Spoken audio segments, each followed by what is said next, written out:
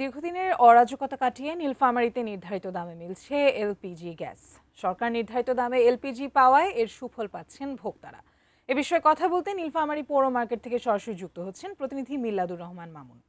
মামুন, আমাদের জানাবেন সরকারের বেঁধে দেওয়া দামে এলপিজি গ্যাস পাওয়ায় নীলফামারীর ভোক্তারা কতটুকু সন্তুষ্ট, তারা কি বলছেন? জি আদিত্য, আপনি যেমনটি বলছিলেন যে আসলে গ্যাস সেক্টরের কথা, বিশেষ করে এলপিজির কথা আসলেই কিন্তু আসলে অরাজকতার একটা চিত্র আমরা দেখেছি বরাবরই।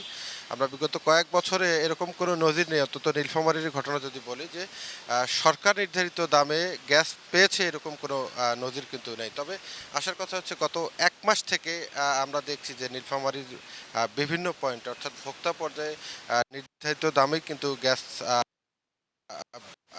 ভোক্তারা পাচ্ছে। আমরা আ গত মাসে যে ৳১৯৪০ রেট ছিল, সেখান থেকেই কিন্তু শুরু। ৳১৯৪০ দিয়ে পেয়েছে এবং আপনি জানেন যে বিইআরসি গত আ এ এ এই চলতি বছরের জন্য ৳১৮৮৫ রেট নির্ধারণ করেছে এবং আমরা বিভিন্ন দোকান ঘুরে দেখেছি যে ওই দামে বিক্রি হচ্ছে। আমাদের এখানে এলপিজি ডিলার অ্যাসোসিয়েশনের সাধারণ সম্পাদক আছেন। আমরা একটু তার কাছ থেকে জানতে চাবো যে আসলে আ এর আগে আমরা দেখেছি যে গ্যাসের দাম সবসময় ৳৫০ থেকে ৳১০০ গ্রাহক পর্যায়ে বেশি হতো এবং এটা আপনাদের মাধ্যমেই কিন্তু গ্যাসটা তৃণমূল পর্যায়ে যেত। এখন আসলে কিভাবে সম্ভব হচ্ছে যে নির্ধারিত দামে বিক্রি হচ্ছে কিভাবে একটু জানাবেন?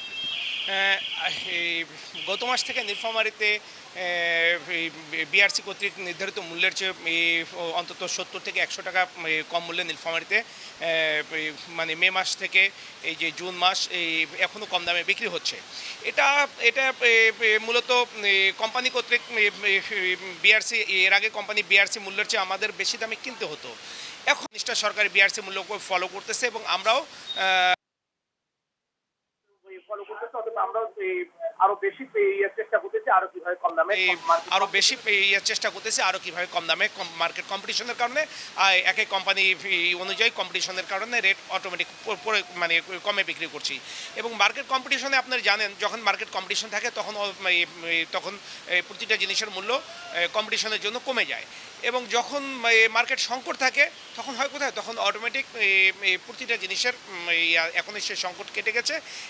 বিআরসির চেয়ে কোম্পানি যখনই কম ধরবে আমরা সর্বোপরি ভোক্তার কাছে কম দামে বিক্রি করব।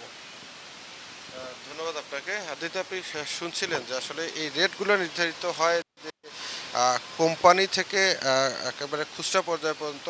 এখানে অনেকগুলো মাধ্যম আছে, সেগুলোর উপরে অনেকাংশে নির্ভর করে। এখন গ্যাসের দাম অনেকটাই স্বাভাবিক এবং আমরা ঘুরে দেখেছি যে নির্ধারিত মূল্য তো বটেই, তার থেকে অনেক অনেক ক্ষেত্রে ২০ থেকে ৳৩০ কমে কিন্তু গ্যাস নিচ্ছে। তো নীলফামারীর এলপিজি গ্যাসের বাজার নিয়েছিল আমার কাছে আদিত্য।